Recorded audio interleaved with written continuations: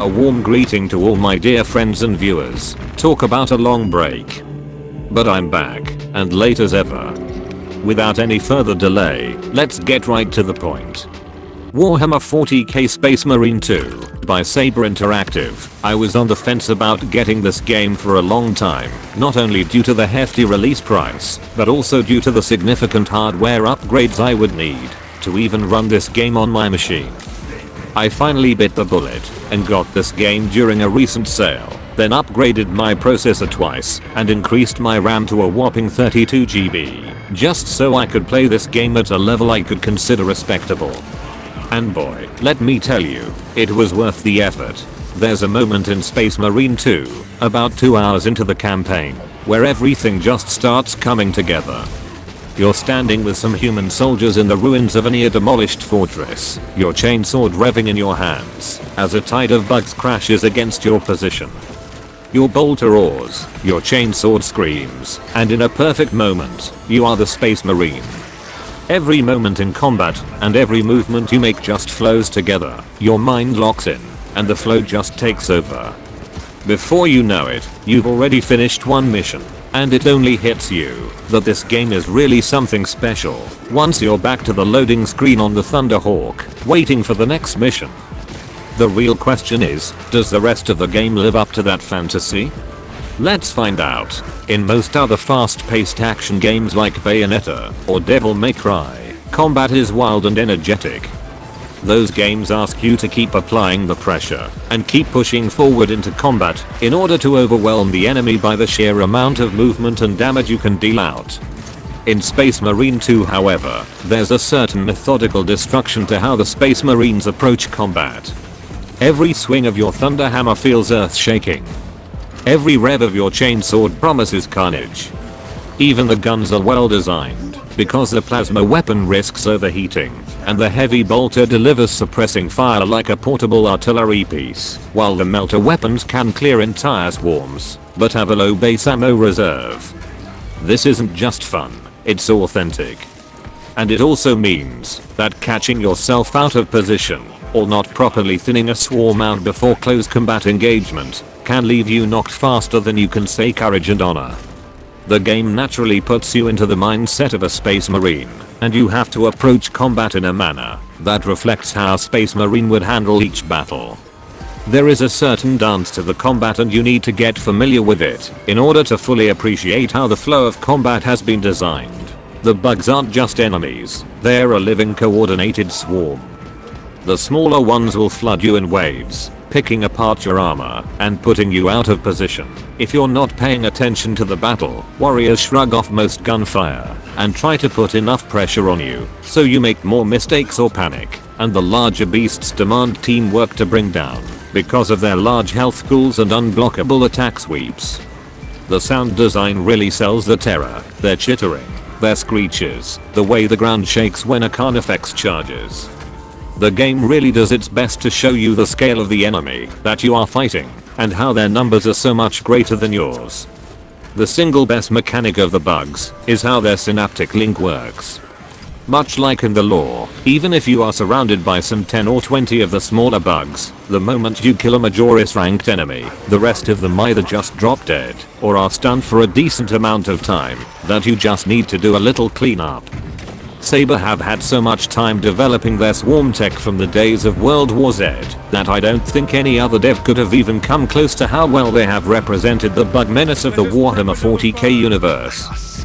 Then somewhere at the midpoint of the campaign, the Chaos Forces start to show up, and this faction really changes up the enemy sandbox. Don't get me wrong, the overall flow of combat, relying on executions, is still the same, but you can definitely feel how you must approach this group differently. The Chaos Cultists crumple like paper against a single Space Marine, but what they have is numbers and formations. They tend to bunch up and catch you in overlapping lanes of fire. The really annoying ones are the snipers, who can take down your entire armor bar with one shot, while staggering you for a good second or two. I cannot tell you how often that has happened to me, when I was mid-gun strike and a cheeky sniper shot just throws everything off, and leaves me vulnerable to the chaos mobs. The Chaos Marines can engage you at your level, but with much reduced intelligence, which makes them a bit more manageable. But once their Terminator units start showing up, with their fast dash attacks and shoulder-mounted rocket launchers, you know you have to take them down as quickly as you can, or risk getting slapped around the map. Now, add the Chaos Sorcerers into the mix, with the little blue Chaos creatures, some of which fly around on bladed plates, and you have an enemy that is significantly more menacing than the bugs. I will never not feel satisfied curb stomping one of those blue creatures after they dodge and duck around me with their cheeky little stab attacks in between. One thing that Saber has done better than any other Warhammer 40K game is to bring out the pure scale of the universe. From the gothic battlefields to lush jungles and overrun factories and military installations, Space Marine 2 brings out the central grimdark atmosphere of the 40K universe. The whole world feels lived in, and you get a sense that the Imperium, though on the back foot, has certainly been at war with everyone around them for thousands of years. The sound design is exceptional. Bolt of fire feels meaty and heavy, while chainswords shout their defiance. Power weapons crackle and spark with energy, and even an act like a simple salute feels like a sacred ritual. The best part of the game was hearing the respect and admiration in the voices of base human combatants, and the stirring speeches their commanders would give them before a big operation. This is Warhammer 40K, exactly as fans imagine it. It has been hard to find anything that comes close to this game's diversity of biomes and atmospheres. I know that some people will point a finger at Darktide, the latest first-person melee combat game made by Fat Shark, but since I don't have that game, I can't confidently talk about it. The Darktide soundtrack though, is way better than anything in Space Marine 2. Now onto the Operations PvE multiplayer mode, where I have spent a majority of my time leveling up all the classes, except the Sniper class. Listen, it's not that I hate the Sniper, it's just considering the overall flow of combat in this game, it feels like gameplay wise, the Sniper is so out of place. I know that class is really powerful in the right hands, but why would I play a dude with a sniper rifle when the guy with the giant heavy bolter is right there? Operations puts you into a squad of 3 players each on a different class, of which there are 6, and you have to complete missions and objectives in tandem with major points in the story. Let me tell you, this is just awesome, and really makes you feel like each mission was crucial to the overall narrative of the story.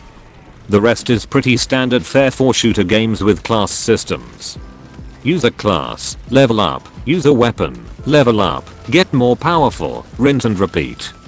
Now, this sounds insanely repetitive, but the overall feel of combat, the weight and satisfaction accompanying each shot of a weapon and swing of a sword, makes each repeat mission feel just as addictive as the last. Add on to that a robust prestige system and unlockable cosmetic items, and this game really feels like a throwback to days when progression meant drip and not just a fat bank account. And that leads me into a crucial aspect of most modern service games, the monetization. I won't say too much here. If you bought the base game, that's all you will ever need. You can play 100% of the whole campaign, operations and PvP, without any of the DLC being required. All future content and new stuff added to the game will be given to all players. But if you like cosmetics and live and die by the creed of drip or drown, the DLCs will give you all that and then some. From a cursory examination, the price of each DLC and the content provided lives up to the name micro. The monetization style of this game is by far incredibly fair, but there is no premium currency for you to farm in order to buy DLC as in games like Helldivers 2. So keep that in mind if you are making any purchasing decisions for the DLC. That being said, just by looking at the customization options offered up to players in the base game, I can definitely see why so many people call it a dress-up game for men.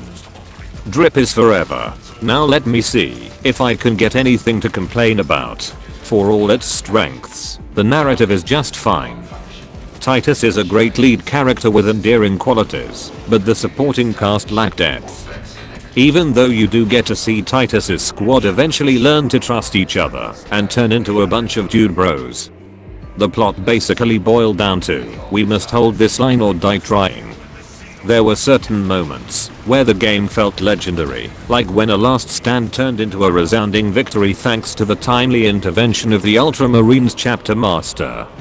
But the overall moral ambiguity of the franchise, the creeping horror of chaos, or the feel of everything being a losing battle against a galaxy that doesn't want us alive, just felt lost or underdelivered.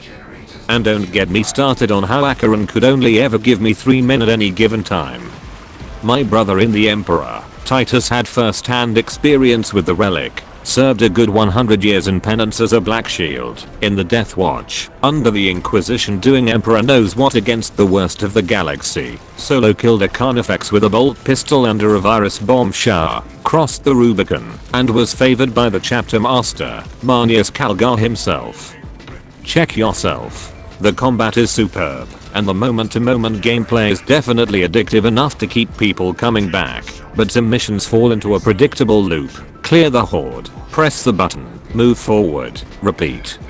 The spectacle and scale of the world never fades, but tactical variety sure could use some further enhancements, and by this, I'm talking about both the story campaign and the multiplayer operations.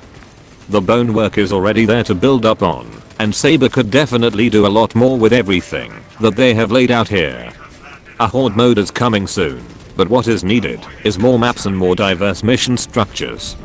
Horde mode is definitely going to be a great addition to the game, but just imagine this game with more factions and classes. So much potential yet to be realized. Loyalist Marines against Chaos Marines should be a slam dunk, but as it stands now, the PvP is a little bare.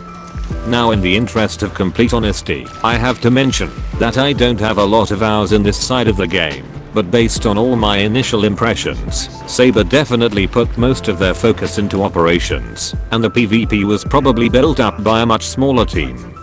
It's just dumb fun, and you don't really need to take anything seriously. That being said, just like operations, the system for a more overhauled experience is definitely there to be built upon. Verdict: Space Marine 2 is the best Warhammer 40K action game so far. The combat is brutal but methodical, the story is gripping yet decent, its atmosphere is pitch perfect, and crafted with a deep love and respect for the source material. It nails the power fantasy of being a Space Marine, and gives enough cosmetics for you to create the most epic, almost blessed Space Marine imaginable. For fans, it's an easy recommendation, 9 out of 10. Get the game, provided your machine can run it. Discounts be damned. For casual players, it's still a strong recommendation, and a great way to get into the 40k franchise. I say that as both encouragement and warning. You will probably want to get this on sale, because if you get into the franchise, you will need to save money wherever you can. For everyone else, get this game if you want to experience something truly remarkable.